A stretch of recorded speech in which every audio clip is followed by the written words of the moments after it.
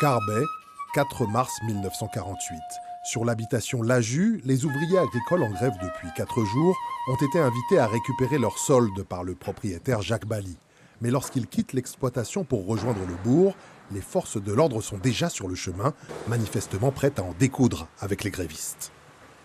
Très rapidement, les choses tournent au drame, puisque les gendarmes commencent par donner des coups de crosse et puis finalement ils tirent feu à volonté.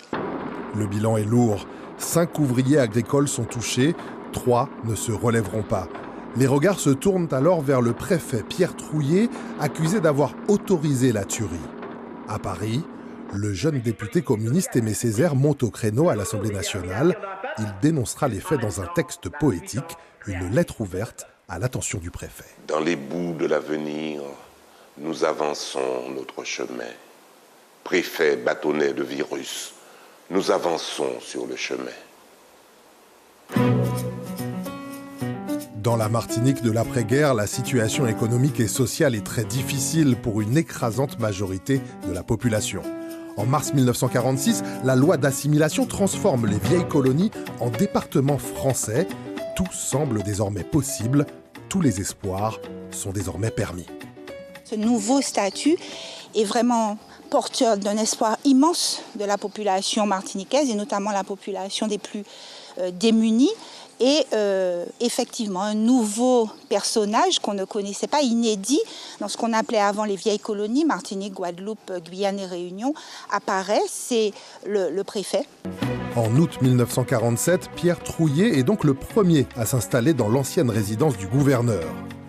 Tandis que le syndicat CGT gonfle ses rangs sur les plantations et exige l'amélioration des conditions de travail déplorables des ouvriers agricoles, le préfet est lui en mission commandée. Il doit freiner la progression du communisme qui prend, vu de Paris, des proportions inquiétantes en Martinique.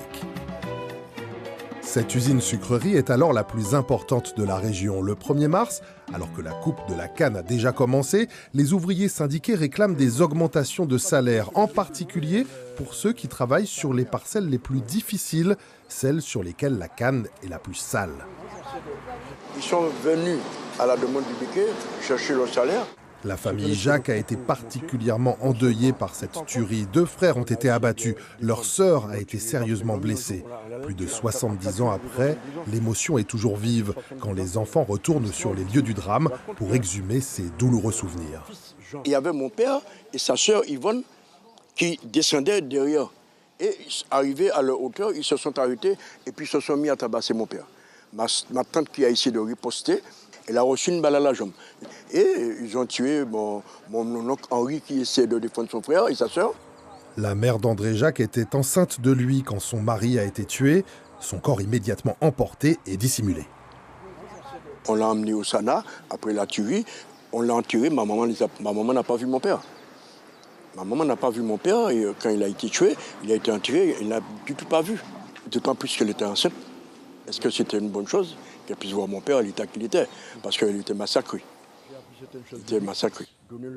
Au lendemain du drame, l'émotion est immense dans la commune et au-delà. Les Martiniquais ne comprennent pas pourquoi la répression est aussi violente contre des ouvriers pacifiques alors que l'île n'est officiellement plus une colonie. D'autant que les autorités vont immédiatement chercher à justifier l'usage des armes. Le premier préfet de la Martinique, eh bien, il prend immédiatement fait et cause pour les gendarmes.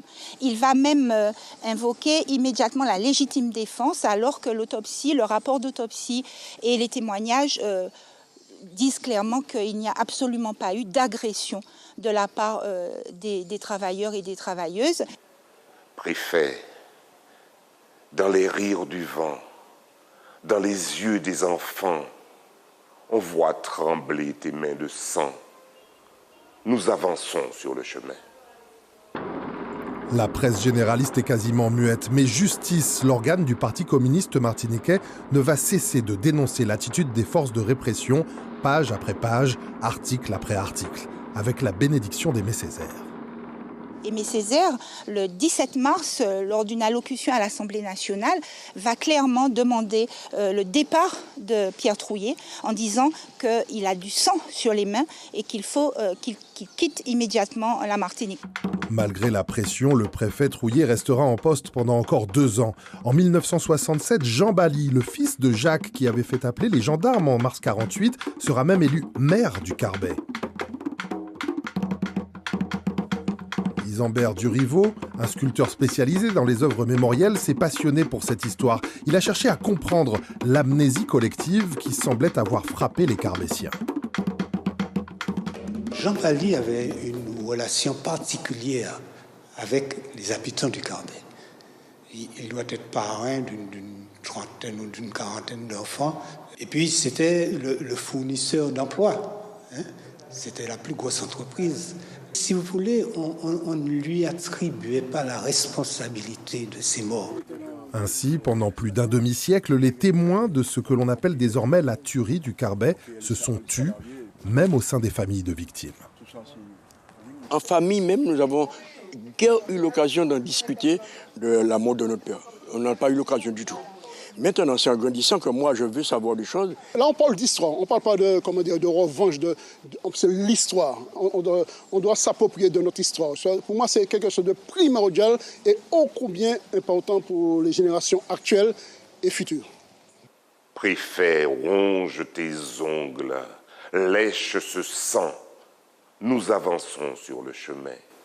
Gendarme, crève l'œil animal de ton fusil. Nous avançons sur le chemin.